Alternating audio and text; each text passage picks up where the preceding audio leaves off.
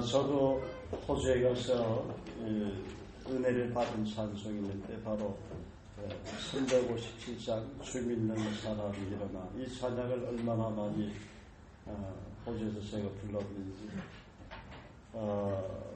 참 가사가 너무나 좋죠. 주 믿는 사람 일어나 다 힘을 합하여 이 세상 모든 마귀를 다쳐서 면하세.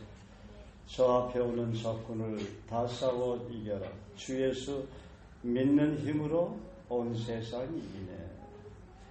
온 인류 마귀 게을러 큰 죄에 빠진 진리로 뒤를 띠고서 늘 기도드리세.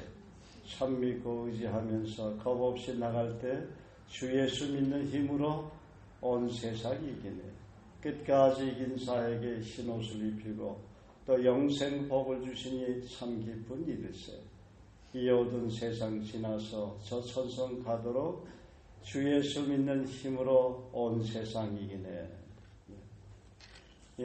주 예수 믿는 힘이 온 세상 이기는 것입니다.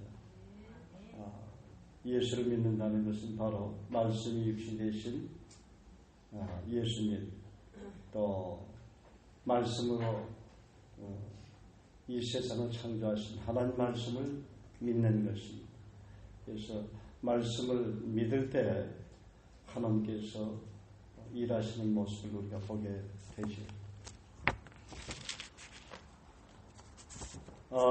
오늘 말씀은 우리 지난 수요일날 큐티로 드려진 마태복음 6장인데 1절에서 8절까지만 제가 정리한 것을 여러분에게 나눌까 합니다. 제목은 자기 의와 하나님의 의. 본문 1절에서 예수님은 사람에게 보이려고 그들 앞에서 너희 의를 행하지 않도록 주의하라. 그리하지 아니하면 하늘에 계신 너희 아버지께 상을 받지 못하니라. 그렇게 말씀하십니다. 하나님께 사랑하시는 여러분, 자기 의가 무엇입니까? 하나님이 의롭다고 인정하시는 의가 아니라 자기 생각과 기준에서 정한 의입니다. 성경의 원리에서 정한 의가 아니라 자기 이성으로 해석한 의입니다. 이러한 의는 자칫 잘못하면 교만으로 비춰질 수가 있습니다. 또 사람들에게 불쾌한 의로 인식되거나 비춰질 수 있습니다. 자기를 은근히 추켜 세움으로 자기 자랑이 될 수 있을지는 몰라도 부딪힌 사람들에게는 가까이 가고 싶지 않은 사람으로 어쩌면 기억될지 모릅니다. 자기에게 하나님 의로 거듭나라면 시각 변동이 일어나야 합니다. 하나님의 진리가 절대적으로 옳다는 영적인 혁명이 우리 내면에서 일어나야 합니다. 자기 의를 내려놓고 하나님 의로 가득 채워야 합니다. 자기를 내려놓지 않으면 하나님의 의가 채워지지 않습니다. 자기 의를 비우지 않으면 하나님 의가 그 자리를 대신할 수 없습니다. 자기 의와 하나님의 의는 서로 하나가 될 수가 없습니다. 서로 섞일 수 없습니다. 왜냐하면 대립과 분쟁의 관계이기 때문이다. 자기 의가 옛사람이라면 하나님의 의는 새사람입니다. 자기 의가 육신이라면 하나님의 의는 성령의 사람입니다. 로마서 8장 6절 이하는 다음과 같이 말합니다. 육신의 생각은 사망이요 영의 생각은 생명과 평안이니라. 육신의 생각은 하나님과 원수가 되나니 이는 하나님의 법에 굴복하지 아니할 뿐 아니라 할 수도 없습니다. 육신에 있는 자들은 하나님을 기쁘시게 할 수 없느니라. 자기 의와 하나님의 의는 끊임없이 서로 부딪히고 대립합니다. 자기 의가 삶의 자리에서 힘을 잃고 하나님 의가 삶의 중심을 움직이는 핸들의 주인공이 되기까지는 말씀의 십자가를 지고 주님만 바라보며 따라야 합니다. 때로는 죄와 싸우되 피 흘리기까지 대항하는 눈물의 십자가, 회개의 십자가가 필요합니다. 자기 의가 애굽이라면 하나님의 의는 어딜까요? 약속의 땅이다. 자기 의가 사울이라면 하나님의 의는 바울이다. 출애굽하지 않으면 안식의 땅에서 자기 의를 가지고는 자유를 이룰 수가 없습니다. 바울처럼 변화되지 않으면 스데반을 죽이고 그리스도를 대적하는 사울이 됩니다. 자기 의를 부인하지 않으면 하나님의 의를 핍박하는 대적의 자리에 서게 됩니다. 그래서 1절은 사람에게 보이려고 그들 앞에서 너의 의를 행하지 않도록 주의하라. 그리하지 아니하면 하늘에 계신 너희 아버지께 상을 받지 못하느니라. 그렇게 말씀하신 것입니다. 주님은 자기 의로 행한 것은 너희 아버지 하나님께로부터 상이 없다고 지금 말씀합니다. 자기 의로 행한 것이 무엇입니까? 킹제임스 흠정에게서는 자기 의를 사람들에게 보이려고 한 구제라고 말합니다. 대부분의 번역사가 의로 번역을 하고 있는데 그 흠정에게는 구제라고 번역을 하고 있습니다. 그 당시 많은 유대인들이 구제를 할 때 자기의 의를 내세우기 위해서 사람들에게 보이려고 한 구제를 예수님이 지적하신 것 같습니다. 그러므로 2절에 이에 대해 말씀하십니다. 이제 우리 다 같이 한번 읽을까? 시작. 그러므로 구제할 때 외식하는 자가 사람에게 영광을 받으려고 회당과 거리에서 하는 것 같이 너희 앞에 나팔을 불지 말라. 진실로 너에게 이르노니 그들은 자기 상을 이미 받았느니라. 아멘. 그리고 이어서 3, 4절에 계속해서 말씀하십니다. 너는 구제할 때 오른손이 하는 것을 왼손이 모르게 하여 내 구제함을 은밀하게 하라. 은밀한 중에 보시는 너희 아버지께서 갚으시라. 그렇습니다. 구제할 때에도 오른손이 하는 것을 왼손이 모르게 할 때 상이 있고 이것이 바로 하나님의 의라고 말씀하십니다. 또한 은밀히 한 것이 훗날 사람들에게 알려질 때 칭송을 받게 되는 의인 것입니다. 누가 알아주든 안 알아주든 하나님 앞에서 가난한 사람들을 위해서 예수 그리스도의 이름으로 구제한 의, 은밀히 섬긴 그 의가 하늘의 상에 있는 하나님의 의인 것입니다. 예수님은 하나님의 본체이시지만 마구간에서 첫잠을 주무셨습니다. 세세토록 찬양과 경배를 받으신 분이었지만 거룩한 보좌를 버리시고 낮고 선한 이 땅에 오셨습니다. 섬긴 받을 위치를 떠난 거룩한 의, 겸손입니다. 그러므로 그분의 거룩한 의를 인격적으로 깊이 만난 사람들은 그분 앞에 무릎을 꿇고 한없이 경배드리게 되는 것입니다. 시편 85편은 하나님의 백성들이 하나님의 품으로 돌아올 때 하나님의 거룩한 사랑, 거룩한 의가 그들에게 큰 은혜를 베푸신다는 고라자손의 시입니다. 10절에서 13절은 말합니다. 인애와 진리가 같이 만나고 의와 화평이 서로 입맞추었으며 진리는 땅에서 솟아나고 의는 하늘에서 후보보도다. 여호와께서 좋은 것을 주시리니 우리 땅이 그 산물을 내리로다. 의가 주의 앞에 앞서가며 주의 길을 닦으려다. 하나님 의는 인애라고 말하고 있습니다. 인애는 뭐지요? 곧 사랑이다. 그런데 사랑과 진리가 같이 만난다고 합니다. 사랑은 진리와 어떤 관계예요? 부부관계다. 하나가 된 관계라는 거예요.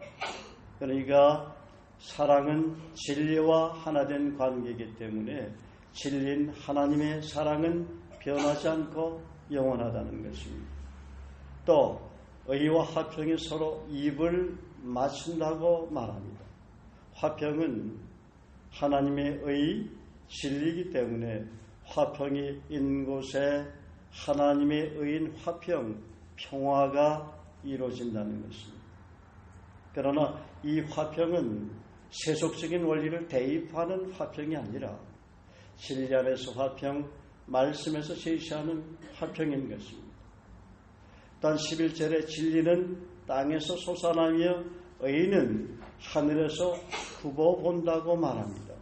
이 말씀은 땅은 진리인 하나님 말씀으로 창조하였기 때문에 흙으로 창조된 인간이 하나님의 품으로 돌아오게 되면 진리는 온천수가 땅에서 품어나오듯 계속 솟아나도록 역사하신다는 것입니다. 다시 말하면 진리 아래 거하는 진리의 사람이 되었기 때문이다 하는 거죠.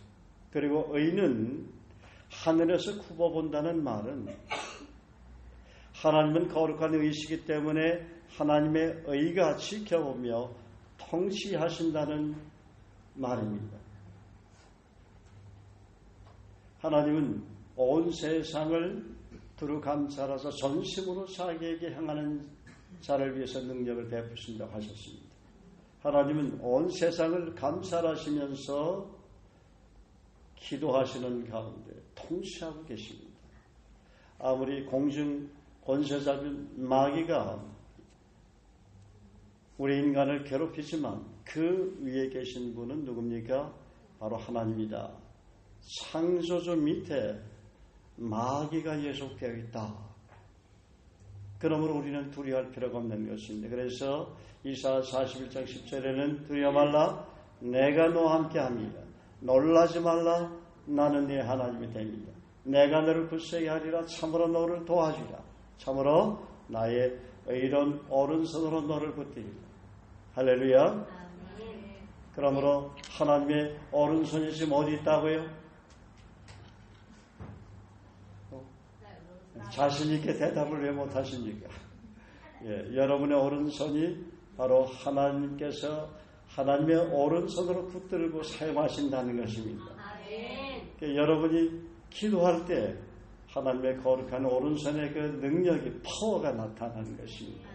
병든 자들이 치유되고 회복이 되고 귀신 들린 자들의 귀신이 떠나가고 예수 그리스도 이름으로 여러분이 손을 들고 기도할 때 하나님이 응답하시는 것입니다. 왜냐하면 하나님이 이런 오른손으로 여러분을 붙들고 성령 하나님이 바로 거듭난 그리스도인 내면에 계시기 때문입니다. 그래서 항상 기도할 때 이 손은 하나님께서 나에게 능력을 베푸신 하나님의 오른손이다. 그런 작은 예수의 마음을 가지고 작은 그리스도의 마음을 가지고 우리가 하나님 앞에 기도하면 하나님께서 놀라운 능력과 권능을 여러분이 기도하는 손을 통해서 행하실 줄 믿습니다. 12절은 여호와께서 좋은 것을 주시리니 우리 땅이 그 산물을 내리로다 그렇게 말합니다. 그리고 13절은 의가 주의 앞에 앞서가며 주의 길을 닦으려다 그렇게 말합니다. 이 말씀은 결론적으로 맺는 말씀인데 하나님의 품으로 돌아온 의에 속한 사람들은 하나님께서 자기 백성들에게 약속하신 말씀 하나님의 의가 주의 앞에 앞서가며 주의 길을 닦도록 역사하신다는 말씀입니다. 그러면 하나님의 의에 속한 자로서 하나님의 의를 깊이 누리려는 삶을 살려면 어떻게 해야 합니까? 먼저 지난날 자기의 의를 드러낸 것들을 조용히 돌아보고 하나님 앞에 자백해야 합니다.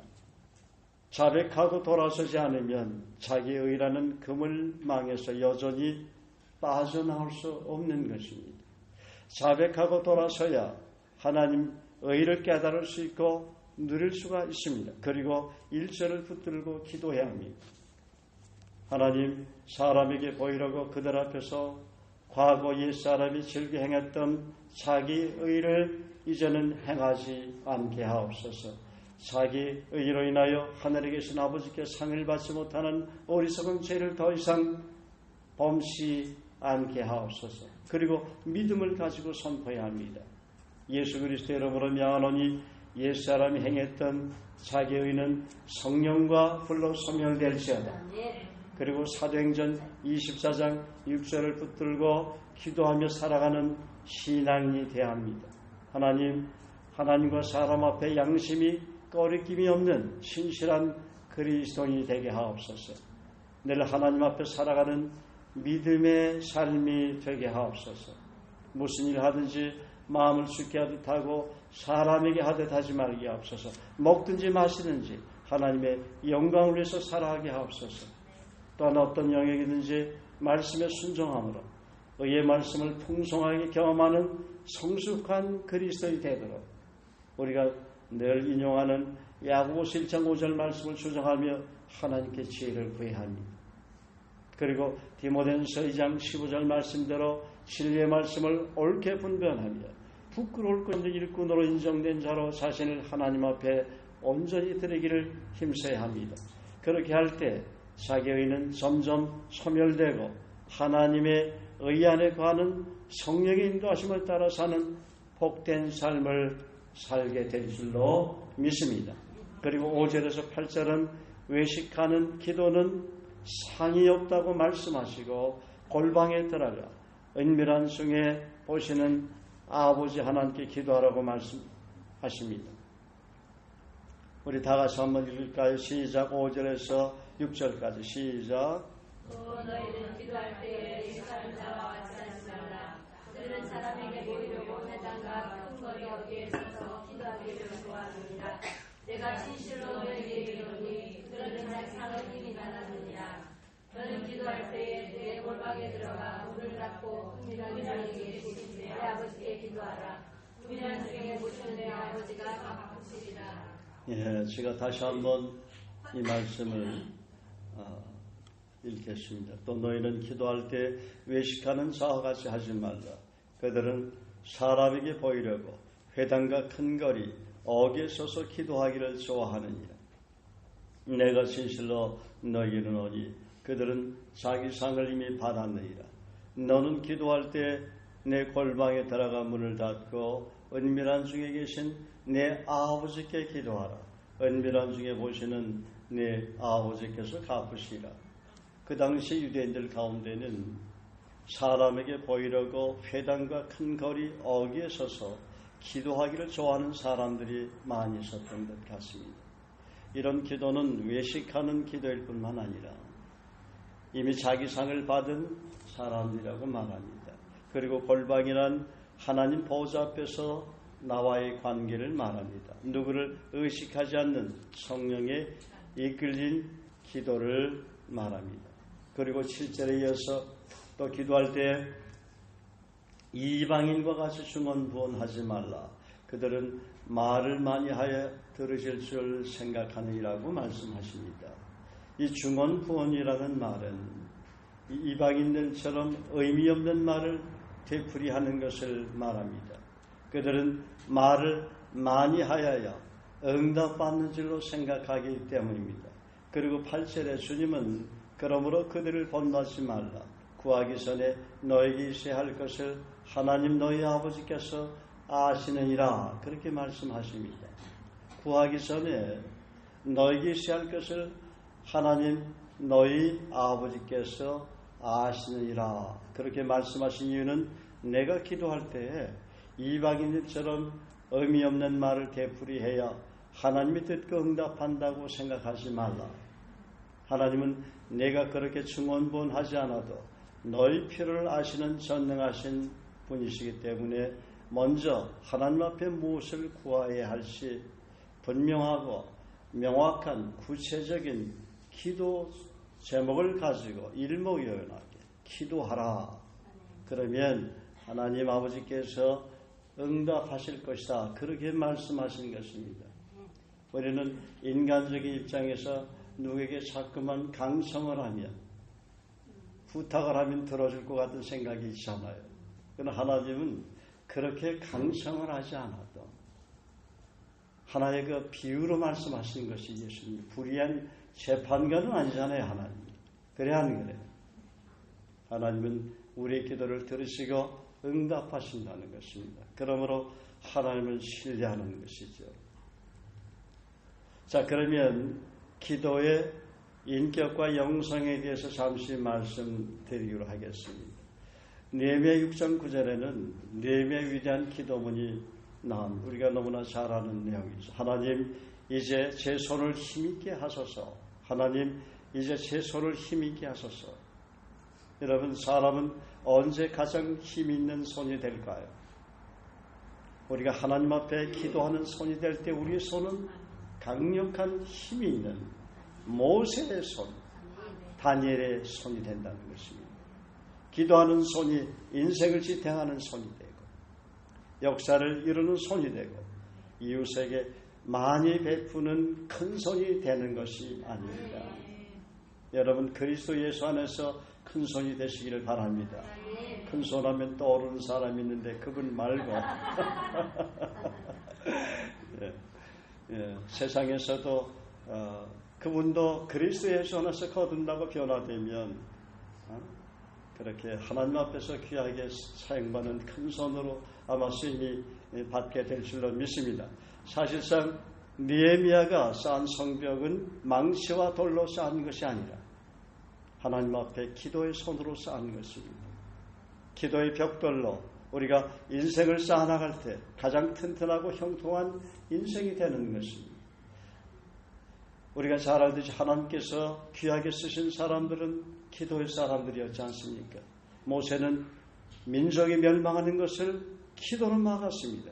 그런 시내산에서 하나님과 대면하고 내려올 때 백성들이 우상 앞에서 절하고 금송아지 앞에서 춤을 추는 기가 막힌 장면을 목격합니다. 모세는 백성들의 죄를 책망하고 모든 우상을 파괴합니다. 그리고 나서 다시 기도의 산으로 올라가 진노하시는 하나님 앞에 대신 회개하며 기도합니다. 이 백성이 큰 죄를 지었고 자기들에게 금으로 신들을 만들었습니다.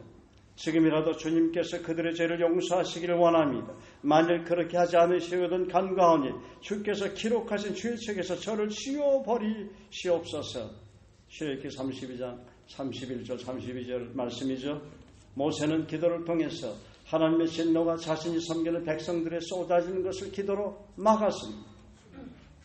사도 바울은 로마서 9장 1절에서 3절에 그리스도께서 기도하신 내용과 버금가는 열정과 애통하는 마음으로 동족 이스라엘의 구원을 위해서 절규하며 기도하는 것을 봅니다. 내게는 큰 슬픔이 있고 내 마음속에는 고통이 쉴 새 없이 밀려옵니다. 나는 내 동포, 내 동족들을 위해서라면 나 자신이 저주를 받아 그리스도로부터 끊어져도 좋다는 각오가 되어 있습니다. 다니엘은 우리가 잘 알듯이 바벨론에 포로로 잡혀 온 어려운 상황에도 불구하고 기도하기로 하나님 앞에 결심합니다. 죽음의 위협 아래서 다니엘은 창문을 열고 예루살렘 성전을 향해 하루에 3번씩 간절히 기도합니다. 그는 자신의 죄와 이스라엘 백성을 위해서 얼마나 간절히 매달리며 기도했는가에 대해서 성경은 우리에게 잘 보여주고 있습니다. 다니엘에겐 절망적인 나날이 아닐 수 없습니다. 이스라엘은 당시에 노예 상태에 놓여 있었고 다니엘은 몹시 초췌한 모습으로 변했습니다. 그에게는 하늘로부터 오는 지혜와 성령의 음성이 필요했습니다. 선택의 여지가 없었습니다. 그래서 그는 기도했습니다. 온 마음을 다해서 3주 동안이나 금식하며 하나님 앞에 매달리며 기도했습니다. 우리가 인생을 살다 보면 국가의 위기가 어느 날 찾아올 수도 있습니다. 요즘 우리가 직면한 위기입니다. 또 국제적인 위기가 찾아올 수가 있습니다. 요즘 우리가 처한 현실입니다. 또 개인, 가족, 또 교회 위기가 찾아올 수가 있습니다.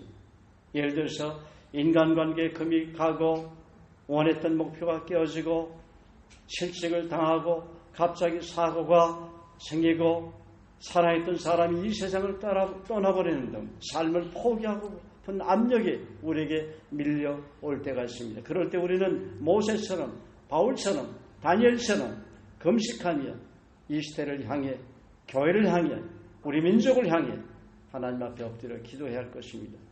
그러나 그보다 더 심각한 것은 영적인 IMF 현상입니다. 예배를 들어도 기쁨이 없습니다. 말씀을 봐도 그냥 냉랭하면 합니다. 기도를 해도 이전처럼 뜨거움이 차오르지 않고 그저 밋밋하기만 하고 교회를 가도 빨리 그 자리를 떠나고 싶은 현상입니다. 이전에는 그리스도인들과의 교제가 그렇게 좋았는데 이제는 빨리 피하고 싶은 심령입니다. 왜 그렇게 되었습니까? 왜 구원의 기쁨과 즐거움이 갑자기 사라지게 되었을까요? 교회 생활이 왜 율법처럼 느껴졌습니까? 왜 감사가 사라졌습니까? 왜 주님 앞에 엎드려 간절히 기도하는 생활이 점점 짧아졌습니까? 하나님과의 깊이 교제하는 그런 시간들, 말씀을 깊이 읽고 묵상하며 기도하는 그런 시간들이 점점 줄어들었기 때문입니다. 그래서 주님은 요한계시록 3장 14절 이하여 라오디아 교회를 위해서 책망하십니다. 내가 내 행위를 아노니 내가 차지도 아니하고 더 없지도 아니하도다. 내가 차든지 더 없지든지 하기를 원하노라. 내가 이같이 미지근하여 더 없지도 아니하고 차지도 아니하니 내 입에서 너를 토하여 내시라. 내가 말하기를 나는 부자라. 부여하여 부족한 것이 없다 하나 내 곤간 것과 눈먼 것과 벌거벗은 것을 알지 못하느냐. 그러므로 우리 크리스찬은 목마른 사슴이 시냇물을 찾아 헤매듯이 생수의 근원 되신 주님께 날마다 나아가야 합니다. 일이 생각한 것보다 잘 풀려나가고 이상하게 응답이 빠르게 진행이 되고 물질적으로 큰 어려움이 없습니까? 그럴수록 우리 심령은 더욱 가난해져야 되는 것입니다. 심령이 가난한 자는 복이 있나니 천국이 저희 것입니다. 영혼을 긍휼히 여기고 중보하는 가슴은 더욱더 깊은 애통으로 가득 차야 합니다. 지금 우리는 기도해야 할 때입니다. 조국의 현실을 보면서 하나님 앞에 어찌 기도하지 아니할 수가 있겠습니까? 그러나 우리가 기도의 손을 들고 하나님 앞에 기도할 때 하나님은 우리의 기도를 반드시 응답하실 것입니다. 예수 그리스도의 이름으로 하나님 앞에 믿고 기도할 때 하나님은 우리의 기도를 결코 예면하시는 분이 아닙니다. 우리의 기도를 들으시고 응답하시는 분이십니다. 그래서 우리가 신앙생활을 하면서 영적인 위기나 부도나지 않은 인생을 살려면 하나님 앞에 부지런히 엎드려서 기도의 씨를 뿌림으로 풍성한 열매를 거두는 기도의 인생이 되어야 합니다. 그러면 우리가 평소 기도했던 기도의 삶을 한번 돌아보면서 기도의 인격과 영성에 대해서 하나님 앞에 스스로 질문하면서 점검하는 체크해보는 시간을 갖도록 하겠습니다. 제가 설명은 하지 않겠습니다. 제가 몇 번 이 내용을 여러분에게 성경 공부하는 시간에도 또 말씀을 나누는 시간에도 말씀을 드린 기억이 있습니다. 한번 자신을 눈을 감고 한번 생각을 해보세요. 눈을 감으시고 주무신 말씀. 나의 기도 제목은 어떤가? 내용이 명확한가? 어떤 약속의 말씀을 붙잡고 주장하며 기도하고 있는가? 하나님 뜻대로 겸손히 기도하는가? 기도 제목을 늘 작성하며 누군가와 긴밀히 나누고 있는가? 범사에 감사하며 기도하는가? 하나님을 온전히 의뢰하는 기도의 삶을 나는 살아가는가? 골방에서 기도하는 간절함이 있는가? 하나님을 온전히 의뢰하는 기도의 삶을 살아가는가? 기도에 늘 깨어있는가? 모든 일에 기도로 의뢰하는가? 무시로 성령 안에서 기도하며 기도의 광채가 나타나는가? 중보기도로 은밀히 숨기기를 기뻐하는가? 응답에 대해서 정기적으로 나누며 감사의 기도를 하고 있는가? 기도할 때 성령께서 얹혀주시는 중보기도에 대한 경청이 인격을 나는 지녔는가? 지금 나를 향해, 사람들을 향해, 이 시대를 향해, 조국을 향해, 지구촌 곳곳에 미전도 종족을 위해, 열방을 위해 성령께서 간절히 애통해 하시며 기도하는 기도 제목을 나는 가슴에 품고 전심으로 기도하고 있는가?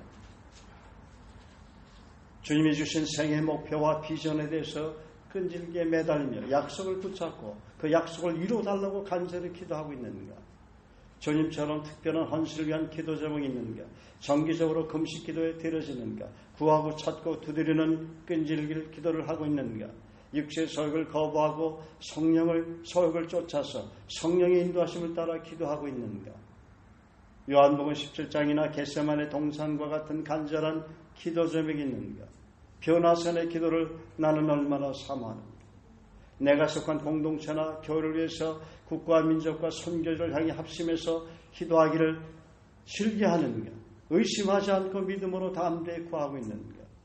육체의 정욕, 안목의 정욕, 이생의 자랑의 걸림돌을 제거한 기도 제목인가?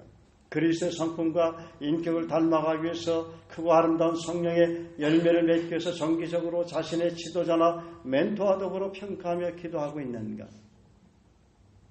삶에 늘 여유가 있고 잔잔한 평강이 넘치고 있는가?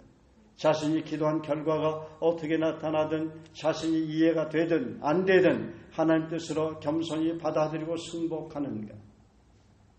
자신의 내면을 성령과 더불어 만민이 기도하는 집으로 끊임없이 거룩하게 건축하고 있는가? 그리스도 예수의 좋은 군사가 되기 위한 대가 지불에 대한 헌신의 약속을 붙잡고 간절히 기도하는가? 기도로 사람들을 변화시키며 그들 가운데 섬김의 삶으로 본이 되며 거룩한 삶의 능력이 나타난가? 성경의 기도의 인물들이나 기도의 본이 되었던 하나님의 사람들에 대한 끊임없는 도전이 있는가? 여러분, 주님께서는 새벽에 오히려 미명의 한적한 곳에 나가서 기도하셨습니다. 주님은 하루 일과를 처음 시작하기 전에 기도로 준비하셨습니다. 기도를 통해서 가장 중요한 것이 무엇이고 차선이 무엇인지 우선순위를 정하셨습니다. 기도하지 않고 하루 일과를 주님은 시작하실 수가 없었습니다. 그러므로 기도는 주님의 습관이 되고 인격이 되었습니다. 주님의 공생에는 3년이었지만 주님은 3년 동안 수많은 일을 하셨습니다. 사람들에게 복음을 전하고 병든 사람을 치유하고 사도들을 세우고 70인의 제자들을 양육했습니다. 주님은 자신의 공생애로 이 땅에 머무는 기간은 3년이라는 사실을 잘 알고 계셨지만 짧은 3년 동안 위대한 일을 하셨는데 그 비밀은 바로 기도에 있었습니다. 그러므로 주님은 복음서에 기도에 대해서 우리에게 많은 것을 가르치고 실제 본을 보여주셨습니다. 기도는 그래서 위대한 생애를 살아가게 하는 키가 되는 것입니다. 우리가 기도할 때 비굴하게 뒤로 물러서지 않습니다. 또 안락한 삶을 위해 영혼을 그냥 방치하지 않게 됩니다. 나그네와 같은 인생임을 초연히 받아들이게 되고 때로는 스데반처럼 때로는 바울처럼 복음을 외치며 주님을 향해 끊임없이 달려가는 십자가의 거룩한 흔적을 하나님 앞에 남기는 삶을 살게 되는 것입니다. 그러므로 열방을 움직이고 변화시키는 진정한 리더십은 기도의 영에 붙들린 사람입니다. 우리 교회에서 주장하는 약속이 있어 시편 2편 8절 9절 시작. 내게 구하라 내가 열방을 여으로 주리니 내 소리가 땅끝까지 이르리라. 내가 철장으로 저희를 깨뜨리며 질그릇같이 부수리로다. 아멘. 할렐루야. 감사합니다. 자, 우리가 이 하나님께서 우리 센텀 주님의 길을 설립할 때 우리에게는 특별히 선교에 대한 그 비전을 주셨습니다. 그래서 교회를 설립하고 나서 그 다음에 선교사를 파송하기 시작을 했습니다. 우리 교회 그 선교 전략이 있어요. 뭐 아시는 분들은 대부분 많이 아시겠지만 한번 복습하는 의미에서 이 내용을 여러분에게 지금 다시 한번 얘기하고 또 여러분 스스로하고 이 내용을 가지고 우리 교회에서 중요하게 생각하는 선교 전략이 뭔가. 우리 내년부터는 또 선교지로 또 나가서 힘있게 복음을 전하고 제자를 삼는 그런 시간들을 가져야 되지 않습니까? 자, 우리 교회 목표가 무엇입니까? 말씀 중심의 교회, 선교회, 목숨 거는 교회, 예수 사랑이 넘치는 교회. 우리 교회에서 주장하는 약속이 뭘까요? 저 벽에 있는 이사야 43장 1절 7절이고 사도행전 2장 42절 47절 말씀이고 시편 2편 8절 말씀 앞에 있죠. 우리 교회 선교 전략은 예수님과 바울 사도의 죄송합니다. 선교사에게 초점을 맞추고 있습니다. 약속의 말씀은 시편 2편 8절 9절과 예레미야 33장 2절 3절인데 시편 2편 8절 9절은 제가 여러분에게 말씀드렸고 우리가 잘 아는 예레미야 33장 2절 3절 이를 행하는 여호와 그것을 지어 성취하는 여호와 그 이름을 여호와는 자가 이같이 이르노라 너는 내게 부르지라 내가 내게 응답하겠고 내가 알지 못하는 크고 비밀한 일을 내게 보이라. 그리고 예수님과 바울 사도의 선교사에게 초점을 맞춘다고 했습니다.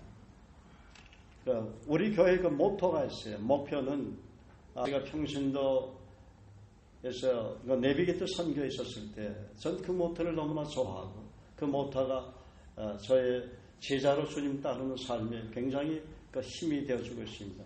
그리스도를 알고 그를 알게 하라. To know Christ and make him known. 저는 늘 그리스도를 알고 그를 알게 하는 것이 하나님께서 나를 하나님의 자녀로 부르신 또 내가 남은 생에 주님 나라에 가는 그날까지 내가 해야 될 사명이다 그렇게 늘 생각을 했습니다. 먼저는 그리스도를 알아가는 것. 그분이 어떤 분이고 또 그분의 성품이 어떤 성품을 지니셨고 성령의 열매전 우리가 그리스도를 깊이 알아갈 때 그분을 알게 할 수 있는 것입니다. 그분을 아는데 소홀하면 그분에 대해서 별로 깊이 아는 것이 없으면 그분을 다른 사람이 알게 할 수 없다는 거예요. 그래서 우리 교회의 그 선교사역의 초점은 뭐냐면 첫째, 영혼 건축에 최우선순위를 두는 것입니다. 다 따라할까? 영혼 건축에 최우선순위를 둔다. 영혼 건축에 최우선순위를 둔다. 예, 우리 교회는 예배당 건축보다도 제일 먼저 영혼 건축에 최우선순위를 두는 것입니다. 여러분에게 자녀가 있어요, 없어요? 있죠. 여러분 자녀가 여러분 마음속에 열심히 공부를 시켜서 훌륭한 사람이 되게 하기를 원하지요. 그런데 대학에 갈 등록금이 없어요. 그러면 어떻게 할 것입니까? 아마 돈을 빌리든지 아니면 집을 팔아서 대학에 보낼 것입니다. 아니면 유학을 보낼 것입니다. 내 자녀가 너무나 귀하기 때문이다. 나는 새 땅에 살아도 내 자녀가 훌륭한 하나님의 사람이 된다면 내가 가지고 있는 모든 것을 투자할 수 있는 것 아닙니까? 그래서 주님이 영혼 건축에 최우선순위를 둔 것입니다. 주님이 교회를 지었다는 말은 없어요. 예배당 건축했다는 말이 있어요, 없어요? 오히려 예루살렘에 있던 그 성전을 이제 허물어진다고 예언하셨죠.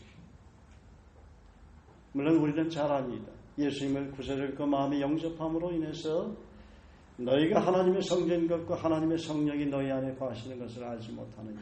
하나님의 성전이 어디에? 여러분 아니다. 여러분 대단한 분이에요. 여러분 안에 성령 하나님 계세요. 우리 한번 축복하십시오. 당신은 대단한 분입니다. 당신은 하나님의 성전이 이미 되었습니다.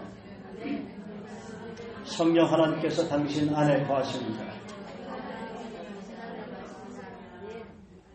하나님은 여러분 각 사람 한 사람을 나의 성전이다 그렇게 말씀하고 있어요.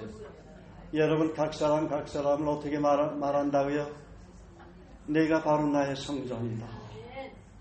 할렐루야.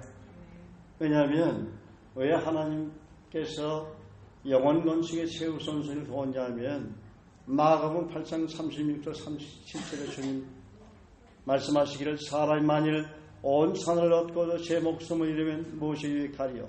사람이 무엇을 주고 제 목숨을 받겠느냐? 한 영혼이 그래서 천하보다 귀하다. 그렇게 우리가 알고 있는 것이죠. 그래서 영혼 건축의 최우선순위를 두라면 무엇을 해야 될까요? 첫째는 마태복음 19장 20절 말씀하시되 나를 따라오너라. 내가 너희로 사람을 낚는 어부가 되게 하리라.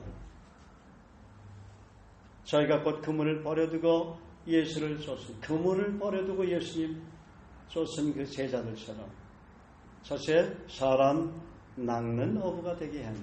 따라할까요? 사람 낚는 어부가 되어야 한다. 사람 낚는 어부가 되어야 우리 한다. 옆사람 뒷사람 축복할게요. 당신은 사람 낚는 어부가 되었습니다. 형제님, 자매님을 존경합니다. 자매님을 존경합니다.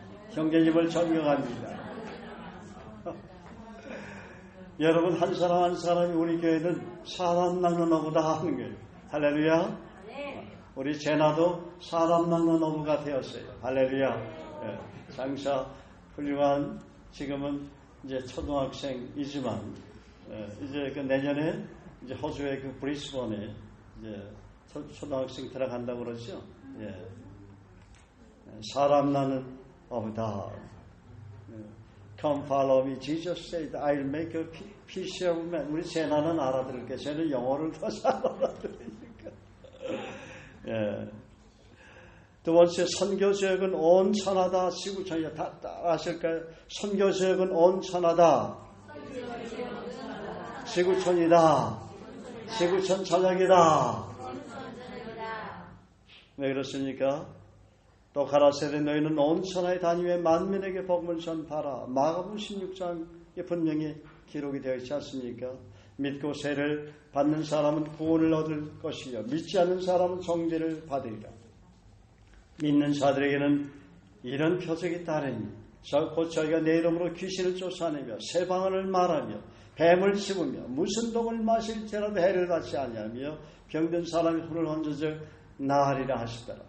두 번째, 사람 낚는 어부 전문인 선교를 세운다. 텐트 메이커를 세우는 게 우리 교회의 꼴입니다. 목표입니다. 퍼포스. 그러니까 따라하십시다. 사람 낚는 어부 전문인 선교사를 세운다. 사람 낚는 어부 전문인 선교사를 세운다. 그래서 앞으로도 전문인 선교사들이 많이 나올 것이라고 믿습니다. 그러면 이 전문인 선교사의 자질에 대해서 마태복음 9장 36절에 기록되어 있는데 일꾼이 가져야 할 5가지 비전에 대해서 한번 제가 여러분에게 말씀을 드린 적이 있는데 그것은 제가 요약 말씀드리지 않겠습니다. 그래서 전문인 선교사의 자질에서 2가지만, 이건 제가 직접 어느 날 하나님 어떻게 하면 예수님 닮은 그런 목회를 할 수 있습니까? 제일 울면서 기도한 적이 있었어요. 그날 밤에 주님이 나타나셔서 요한복음 13장 1절 말씀하시더니 예수께서 세상에 있는 예수께서 자기가 세상을 떠나 아버지께로 돌아가실 때가 이런 줄 아시고 세상에 있는 자기 사람들을 사랑하실 때 끝까지 사랑하십니다. 첫째는 끝까지 사랑. 영혼들을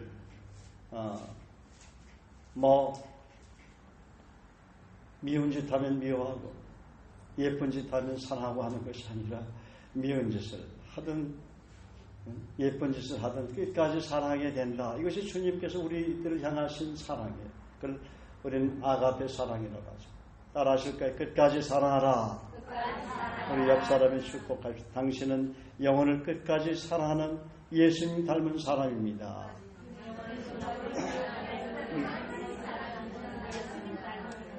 할렐루야. 두 번째, 그날 꿈에 주님께서 제게 말씀하시기를 골로새서 3장 24절 말씀을 주시면서 무슨 일을 하든지 마음을 다해 죽게 하듯 하고 사람에게 하듯 하지 마라. 이는 유업의 상을 죽게 받을 줄 아니 너희는 주 그리스도를 섬기느니라. 그래서 죽게 하듯 하라. 내가 영혼들을 끝까지 사랑하고 무슨 일을 하든지 또 너에게 맡겨진 그 목회를 죽게 하듯 한다면 내가 나를 닮은 목회가 되지 않겠느냐. 여러분은 직장생활 하든 사업을 하든 주님을 섬기는 사역을 하든지 간에 죽게 하듯 한다면 그 영혼을 죽게 하듯 한다면 여러분이 하는 일을 죽게 하듯 한다면 하나님께서 여러분의 하시는 그 일을 사역을 축복하시지 않겠습니까? 우리 한번 축복합시다. 당신은 죽게 하듯 하는 분입니다.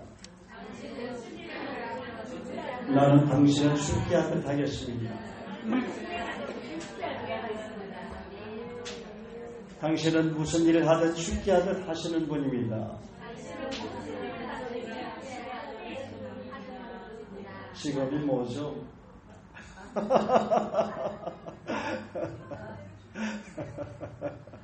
쉽게 하듯 해야 된다. 쉽게 하듯 해야 된다. 할렐루야. 세 번째, 지도자를 중심으로 팀 사역을 한다. 에베소서 5장 23절에 보면 이는 남편이 아내 머리됨이 그리스도께서 교회 머리 됨과 같음이니 그가 바로 몸의 구주시니라. 우리 지도자는 누구의? 주님이다. 센텀 주님의 지도자는 예수 그리스도예요. 저는 부목사입니다. 담임 목사님은 누구예요? 예수입니다. 전 그분의 종일 뿐이다.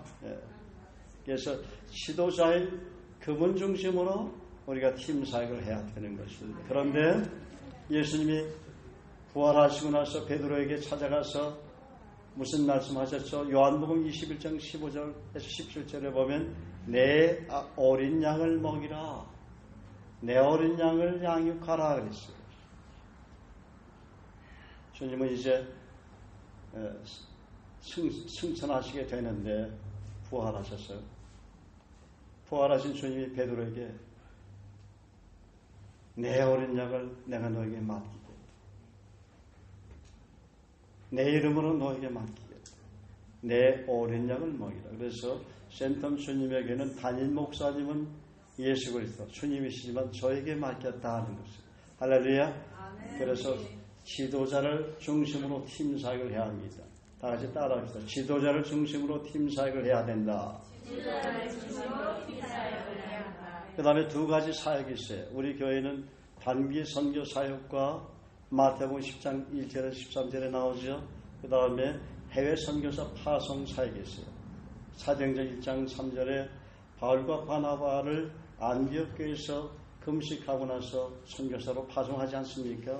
그 다음에 전문인 사역, 교회 개척 사역, 그 다음에 교회 건축 사역, 예배당 건축 사역이 있어요.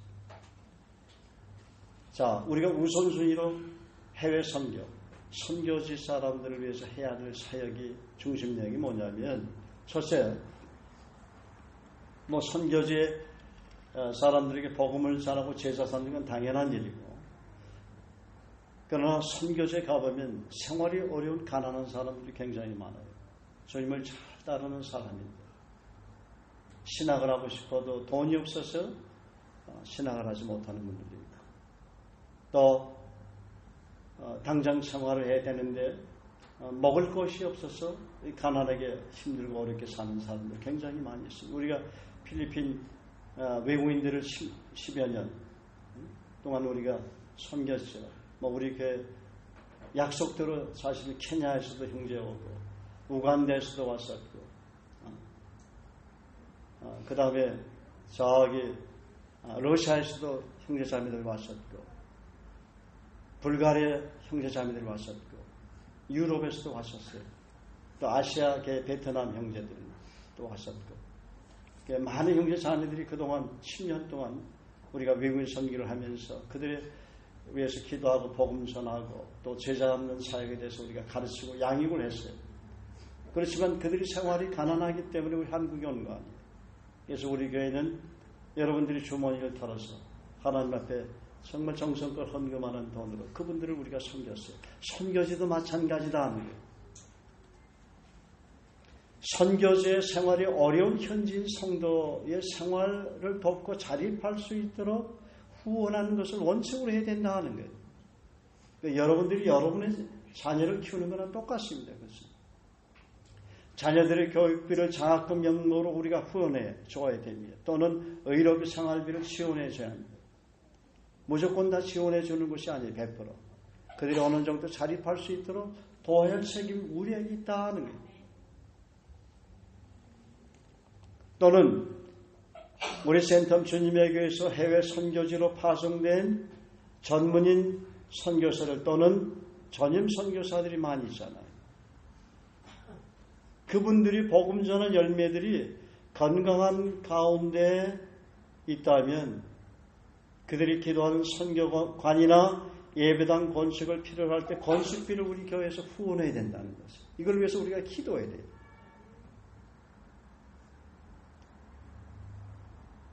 평신도로 파송된 사람은 거기서 교회를 건축해서 목회할 수는 없잖아요.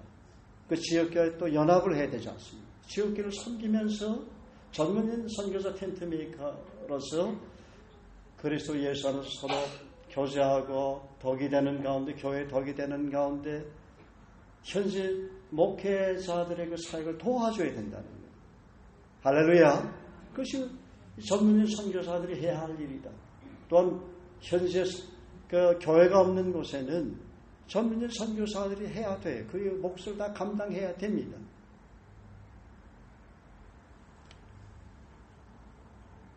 또 의료 선교 및 우리 교회 의료 선교 사로 전문인 선교사로 파송된 분들이 있죠. 이미 또 해외 나간 분도 있고 우리가 후원하는 분도 있고 의료 선교 및 전문인 선교, 기업인 선교사에게 필요가 있을 때 예를 들어서 의료 선교를 위한 선교비 지원, 현재 병원 설립을 위한 건축비 지원, 전문인 선교를 위한 필요들에 대한 선교비를 우리가 지원해야 된다. 또한 센텀 주님의 교회와 교회 설립 때부터 우리 교회와 함께 기도하고 함께 연합한 타 교회에서 파송된 선교사들이 많이 있어요. 저와 팀워크하고 제가 그 GMP 지부장을 4년 동안 했지 않습니까? 또 우리 내비게이터 형제자매들 선교사로 많이 나가고 있다. 그분들의 필요가 있을 때 뭐 YM 선교사들, 뭐 CCG에서 파송된 선교사들, 수많은 선교사들이 있어요. 또 OM 선교사들도 제가 많이 동역하고 또 개인적으로 제가 가르치고 양육하는 형제자매들도 많이 있어요. 그들의 어떤 기도 지원이나 경제적인 필요가 있을 때 우리가 도와야 된다는 것이죠. 그것이 바로 우리 교회 선교 전략의 하나의 목표라는 것이죠. 할렐루야. 많은 얘기를 드릴 수 있지만 여기서 줄이겠습니다. 그치겠습니다. 할렐루야. 그리고 아까 우리 호주에 파송된 선교사들이 다 나왔는데 누가 호주로 가자 그랬죠. 그 얘기가 또 나왔었죠. 우리가 2017년엔 호주로 가겠습니다. 할렐루야. 호주에 우리가 단기 선교를 가는 것을 목표로 하니까 여러분 기도하시기를 바랍니다. 우리 한번 이를 위해서 한번 다 같이 한번 기도할까요? 2017년도에는 호주로 가는 것을 목표로 우리 한번 기도하십시다. 사랑이 많으시고 자비로우신 아버지 하나님, 아버지 하나님 은혜를 감사하니 오늘 말씀을 통해서 우리에게 가르쳐 주시고 또 깨닫게 해주신 것을 감사합니다. 저희 교회는 교회 설립 때부터 지금까지 아버지 하나님 선교에 대한 그런 큰 비전을 주셨는데 이제 수많은 선교사들이 전 세계에 나가 있지만 특별히 이제 2017년도에는 단기 선교 사역을 호주로 목표를 정하고 저희가 기도하기를 원합니다. 여러 가지 어려운 상황들이 있지만 그러나 하나님께서 저희와 함께 하심으로 호주에 단기 선교를 가서 원주민들에게 복음도 전하고 또 위로하며 격려하며 우리 선교사들을 위로하고 격려하고 함께하는 시간들을 통해서 성령 충만한 은혜의 시간을 갖고 돌아오는 또 호주 땅을 밟고 호주 복음화를 위해서 점점 호주의 복음화율이 떨어지고 거듭난 크리스천들이 줄어드는 호주 상황을 우리가 호주 선교를 통해서 부산과 영남 지역에 큰 은혜를 입었는데 그분들에 의해서 부산과 영남 지역에 많은 교회들이 세워지고 많은 전 크리스천들이 생기게 되었는데 그들에게 이제는 우리 호주 선교사로 파송된 선교사들이 복음의 그 비친 은혜를 갖는 그런 삶을 살게 도와주시옵소서. 그래서 호주에 있는 수많은 호주인들 그리고 호주에 온 많은 그 난민들 그리고 원주민들을 대상으로 복음 전하고 제한하는 삶을 살아함으로 호주가 놀랍게 영적으로 성장해가고 부흥하는 역사가 나타나게 하옵소서. 그 일을 호주에서 목회를 하고 있는 호주인 목사님들과 함께 힘복하며 그 일을 지속적으로 하는 우리 호주에 파송된 전문인 선교사님들 다 되게 하여 축복하여 주시옵소서. 또 앞으로도 계속해서 전문인 선교사들이 우리 교회에서 세워지고 파송될 텐데 하나님 그들을 축복하시고 기도로 준비하게 하시고 우리 교회가 이제 2017년도부터는 세계 선교에 크게 기여하는 하나님 영광 받으시는 그런 선교의 가장 우선순위를 두고 선교하는 한국에 있는 외국인 선교뿐만 아니라 해외 선교까지도 정말 최선을 다해서 전심전력으로 선교하는 그런 저희 센텀 주님의 교회가 되도록 축복하여 주시옵소서. 감사드리며 예수님의 귀하신 이름으로 기도합나이다. 아멘. 할렐루야.